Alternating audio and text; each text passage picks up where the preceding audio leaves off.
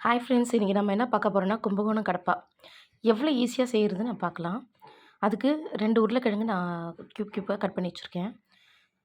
மூண்டால் எடுத்திருக்கேன். ஒரு 1/4 ஸ்பூன் மஞ்சள்தூள், கொஞ்சம் சீரகம் போட்டு தண்ணி ஊற்றி கொஞ்சம் முழுகிற அளவுக்கு ஒரு 2 3 விசில் விட்டுக்கோங்க. உருளைக்கிழங்கு மசியக்கூடாது. ஒரு பவுல் எடுத்து சோம்பு, கசகசா, முந்திரி, கொஞ்சம் 5 6 முந்திரி போட்டு ஹாட் வாட்டரில் ஒரு 10 நிமிஷம் ஊற வச்சுக்கோங்க. ஊற வச்சுட்டு ஒரு மிக்ஸி ஜார் எடுத்து அதை ஃபைன் பேஸ்ட்டாக அரைச்சிக்கோங்க. கூட 2 பச்சை மிளகா, நான் 3 பச்சை மிளகா எடுத்திருக்கேன். அரைக்கிறதுக்கு 2 பச்சை மிளகா போடுறேன். 1 தாளிக்க எடுத்துக்கிறேன் நான். தேங்காய் பத்தை 2 துண்டு போடுங்க.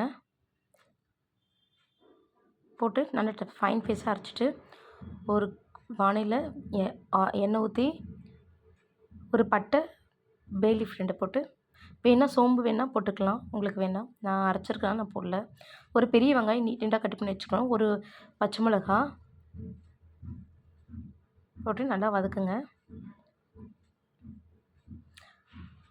அதுக்கு முன்னாடி சப்ஸ்கிரைப் பண்ணுங்கள், லைக் கொடுங்க, ஷேர் பண்ணுங்கள்.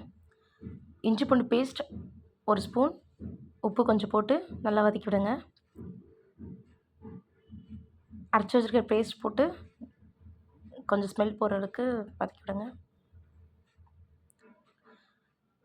வேக வச்ச பருப்பும் உருளைக்கிழங்கும் மசியக்கூடாது. உருளைக்கிழங்கு சில பேர் மசிஞ்சால் நல்லா தான் இருக்கும். பட் ஆனால் கொஞ்சம் கியூபாக சாப்பிட்றதுக்கு கொஞ்சம் நல்லாயிருக்கும்.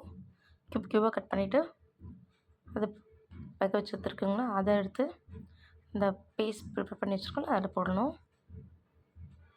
வச்சு ஊற்றிக்கலாம். சப்பாத்தி, தோசை, பூரி எல்லாத்துக்குமே இது செட் ஆகும். இட்லிக்கெலாம் நீங்கள் செஞ்சு பாருங்கள். ரொம்ப ஈஸியாக முடிஞ்சிருச்சு. வித்தின் 15 மினிட்ஸில் நம்ம பண்ணிடலாம். அதை கொத்தமல்லி தூவி, சால்ட்டு வேணால் சால்ட்டு போட்டுக்கோங்க.